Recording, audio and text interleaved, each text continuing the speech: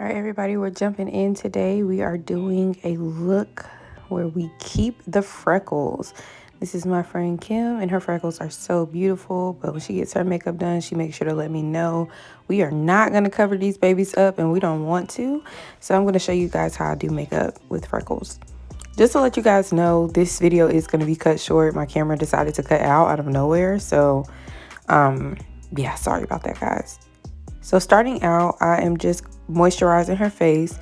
I believe I just used some Pond's on her face, and then I went in with Max Strobe Light. I just wanted to make sure her skin was prepped really well since we're not going to be putting too much makeup on it. So I like to make sure there's a little bit of a radiant finish under that makeup so that we can really let the skin shine.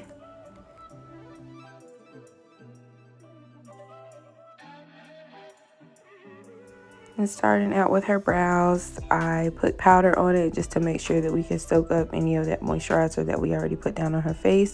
That way we have a brow that lasts all day.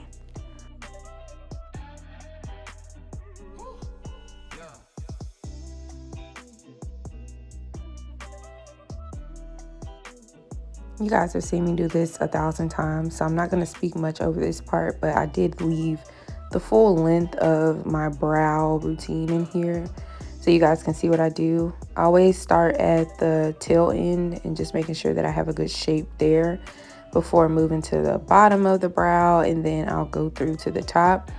I wanted to leave this brow a little lighter than I normally do, so I was really using the lightest pressure that I could with my hand and just creating those hair-like strokes for her.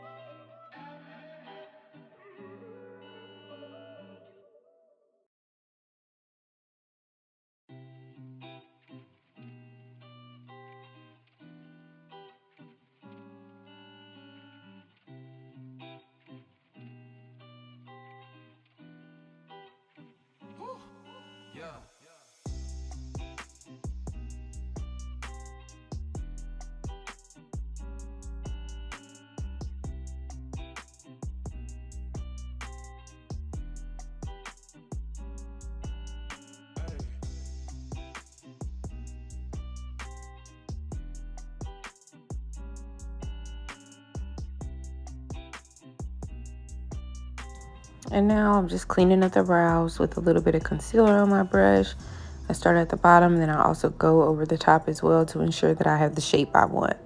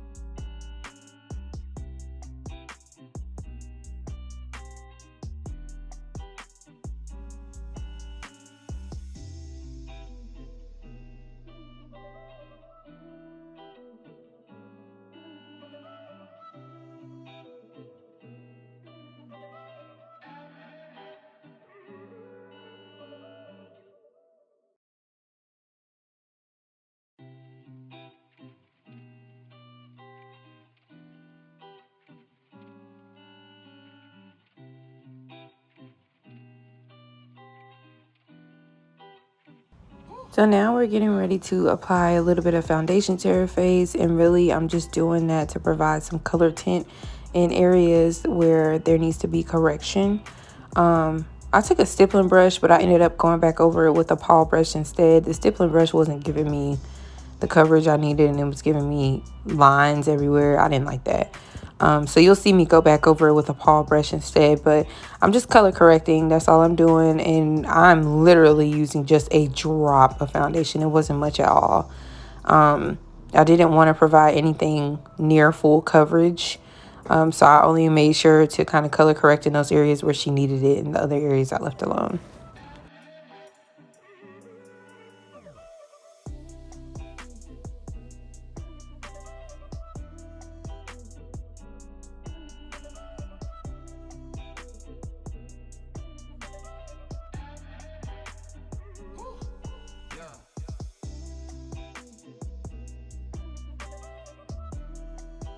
I'm now taking some concealer, and I believe that was Tarte Shape Tape, and I'm just dabbing a little bit of that under her eyes, and I concentrated it just to blend it out at first, but you'll see later that I ended up really bringing that down a little bit to make it mesh with that tad bit of foundation that I put on her skin.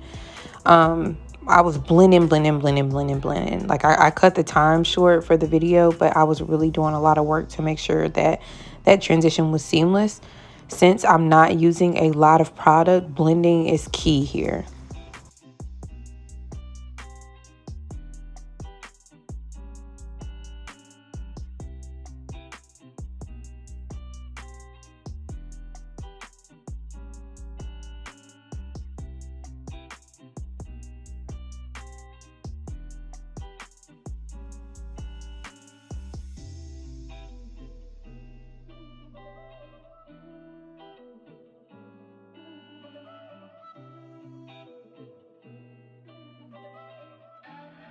So I highlighted all of the normal areas where I would, really kept everything brighter in the center of her face. Also drug it down the bridge of her nose so that we could ensure we highlight that as well. As you guys see, everything is still really light. I also took some of that concealer and ran it over her eyes as well. She was doing a no eyeshadow look today, so I wanted to make sure everything was cohesive.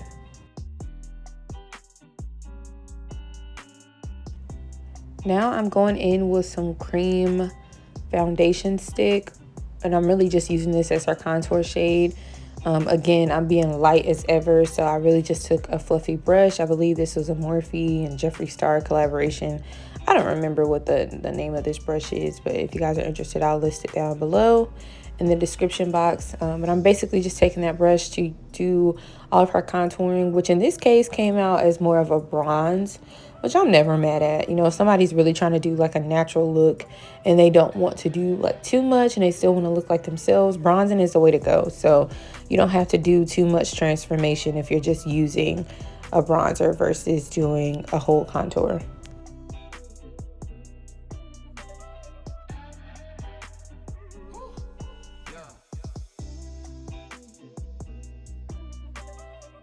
And you could see here how that bronzer kind of brought some color back into her face.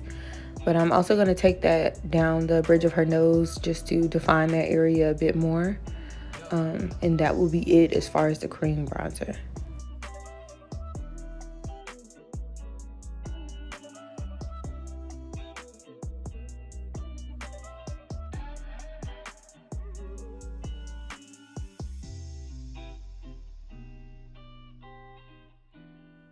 So I never really used cream blush, but Kim is a perfect person to try this on since she was already doing a matte look.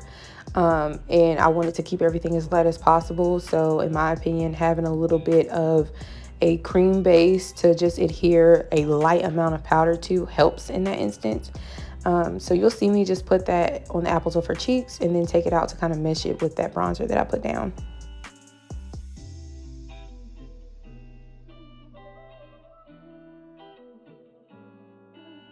Now I'm taking the Laura Mercier setting powder to set all of those areas where I highlighted on her face.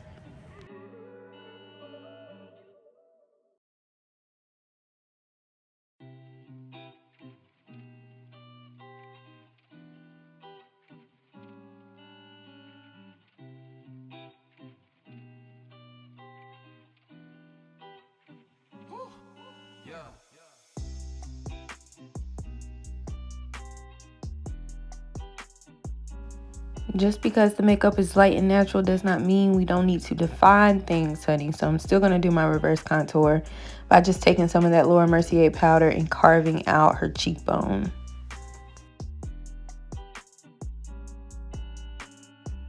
I'm also going to take some powder down the bridge of her nose, a little bit on her forehead, and then I'm going to reverse contour her nose as well and let a little bit of that powder sit under her eyes just to ensure we have a really bright finish.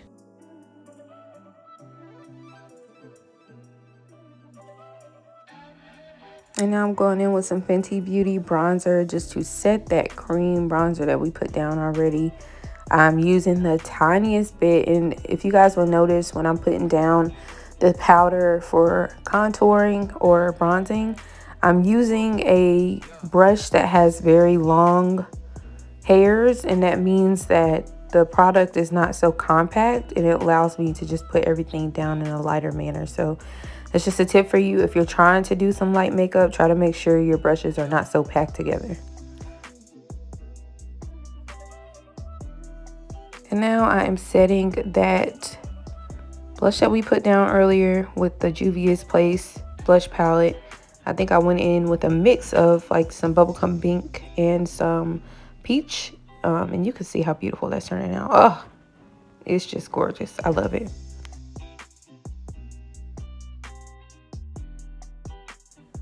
Since she didn't want any eyeshadow, I didn't do any, but I did just go back with some highlight from my Makeup Revolution highlight palette and put a little shimmer on her eyes. That don't hurt anybody. Today was actually her birthday, and what wasn't her birthday, it was her birthday dinner, which I was also going to be attending later. So I'm like, she can do a little shimmer.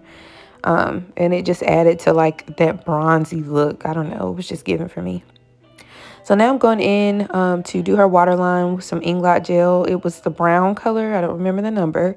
But I just wanted to give her a little bit of a subtle line to make her eyes really pop. And then I'll do that on her actual lash line as well.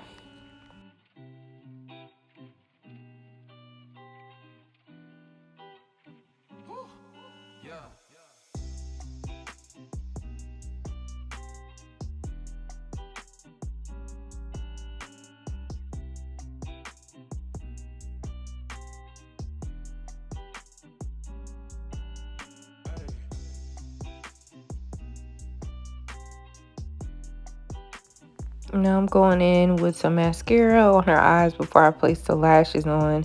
And I do want to let you guys know that it's probably going to cut out soon. The last thing that you're going to see me do is put the lash glue on her lash line. But you don't get to see me apply anything else. So for the rest of the look, guys, I really did not do much. I smoked out her lash line a little bit with some brown eyeshadow just to give it more of a sultry look.